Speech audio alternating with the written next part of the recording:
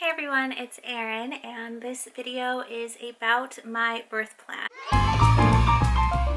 I'm currently 37 weeks and 6 days, so I have about 15 days until the birth of my first baby. I'm so excited, but also very, very nervous. I believe the more simplistic and the more concise your birth plan is, it might be easier for everyone else to follow and get in line with you. It's good to understand that birth plans are not official. It's not set in stone.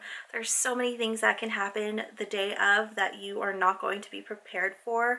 So I think it's really important to also be open-minded for the possibilities of your birth plan completely changing. I will gladly alter my birth plan if it's for the health of my baby, but I don't want to write that in there because I want to see how far I can go doing it my way. And if there's anything that I may have missed, please comment down below and let me know. So I divided my birth plan into 3 categories. The first category being the delivery room. The second category is labor and delivery process. The third category is post-delivery. So I'll go ahead and read down what I wrote for each category, starting with the delivery room. This category just explains how I would like the delivery room set up and who I want to have in the room with me. The first item I wrote down was the labor coach. This is someone that you can choose to help guide you through your labor. I chose Brian because, first of all, he's the baby's father and also my fiance. We've lived together for almost 7 years now, and he's my best friend, and he knows me inside and out, and he never really has any questions or any qualms about things that I need.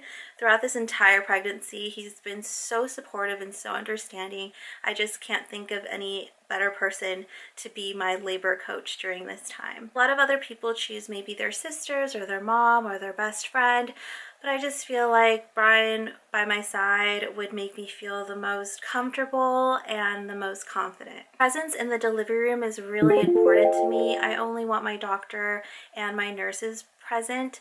I read that sometimes there's students or other people that can be going in and out of your delivery room. I really don't want so much chaos. I want to keep it very minimal to my doctor and my nurse, along with my mom, my sister Robin, and my best friend Bianca. And I have a lot of best friends. I don't know if you realize this in my videos, but I'm always saying my best friend and my best friend. But Bianca is actually one of my best friends that actually voiced and shared that she really wants to be in the delivery room, so I thought that would be cool.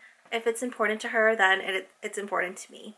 I honestly can have all my best friends in the room. I'm fine with that. Come delivery day, I might be feeling the opposite of everything I'm saying.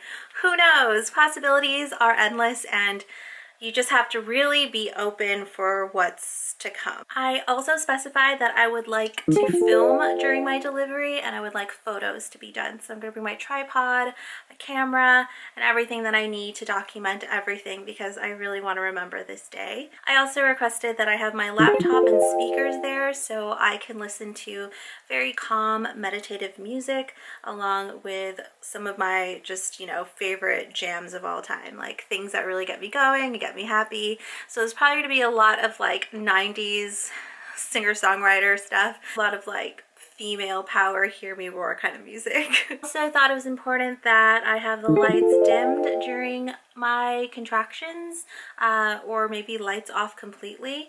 It's one of the Hypnobaby tips that I read, so I think that's really important to have a very quiet, peaceful, almost, dark sanctuary. I also requested that people whisper in the delivery room.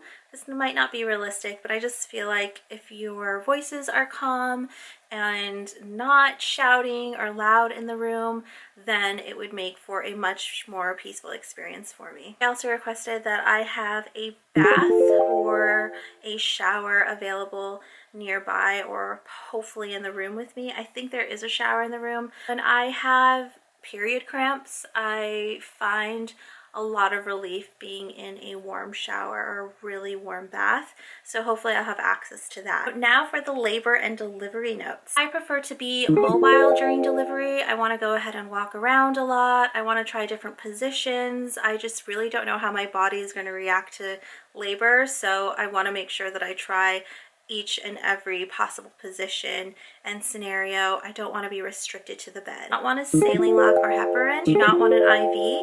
I'm going to strongly try to drink as much fluids as possible and chew on ice chips, because having an IV also means you will have a catheter, and that's something I don't want. Very anti-induction and augmentation. I don't want any of that to happen. I want the baby to just come out when he feels ready. And of course, I do not want a C-section. I'm trying to do a drug-free, natural vaginal birth. So no pain medication, no epidural. I don't want any of that. I also don't want any fetal monitoring. I know sometimes they do this internally, and I don't want any of like wires stuck on the baby's scalp to monitor heart rate or anything like that. I think that's kind of invasive and scary. So I will only opt to do fetal monitoring if the baby is in distress, of course. And I definitely do not want a vacuum. That sounds very frightening to me. I want to push as hard as I can, and I really don't want to have any like machine removing my baby. And I do not want a mirror to be placed down there so I can see what is happening. I think it's really important for me to have inner peace and kind of just focus on what I'm feeling instead of like the visual aspect of, you know, the baby crowning or things like that. I can always imagine it. I think seeing it would just be a distraction for me, and it would take me off the course that I'm trying to be on. I also want to refrain from having an episiotomy. I hear women would prefer to be cut so it's easier to sew afterwards instead of just randomly tearing everywhere. I'll really try my best to get everything stretched out so I don't have to even think about tearing at all, which I'm pretty sure I will tear. So those are all the no's, but there's some yeses in there. So yes to all relaxation techniques. So yes to massages, acupuncture, hot and cold therapy, meditation, all of that. I'm all about that. Oh, and especially yes to reflexology. I know cramps are not anything like labor, but I know reflexology hits the points in your uterus and your ovaries because it really does work wonders on me when I'm having insane cramps. And yes to help catching baby. So I think that means when you're pushing and the baby's already about to come out, I want to go ahead and help remove the baby out. Is that right? I'm not sure. First time mom, I'm reading into things weirdly probably, but I put that in my birth plan in case that's what it means.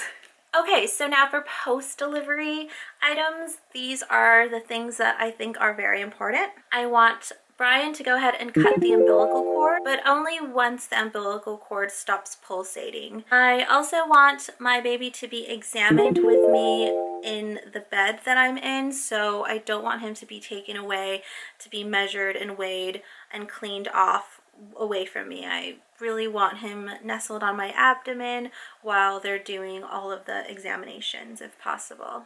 I also want to make sure I get to hold the baby and do skin to skin immediately after birth. I would also love to breastfeed or to try to breastfeed immediately after birth. I would also love my baby to sleep with me and not in the nursery. I also want Brian to sleep with me as well. I would like my baby to be circumcised before we leave the hospital. This is something Brian and I decided together, and we think it's probably best to circumcise our baby. And the last item I have in there is no family visits until I'm ready. I just feel like I'm going to be exhausted and I need one-on-one time with baby, and I don't want a lot of people rushing into the delivery room after all of that has happened. So that is my birth plan. If there's something that I've missed, please let me know. There's probably a ton of things that I haven't taken into consideration. But again, I wanted this birth plan to be really simple and really concise. I didn't specify ways that I wanted to push because I kind of want to be directed by my doctor with this, because I know there's options for spontaneous pushing and pushing whenever I want to, but I think I work well being directed, well, in harmony with my doctor. I don't necessarily want it to feel like I'm being forced, but I really need some guidance. This is my first time giving birth, and this is not the first time my doctor is performing a birth, so a lot of my trust goes to my doctor, and I hope that my doctor will be there that day. She's told me there's going to be a 75% chance that she will be with me, but sometimes things happen and I might be with one of her other partners. All right, so that is all, and I hope you guys enjoyed my video. I'll see you guys next time for my 38-week update. Tomorrow I actually have my OB appointment to see if my cervix has dilated at all or is effacing at all, but last visit it hasn't done anything. I'll see you guys next time, and thank you for watching. Bye!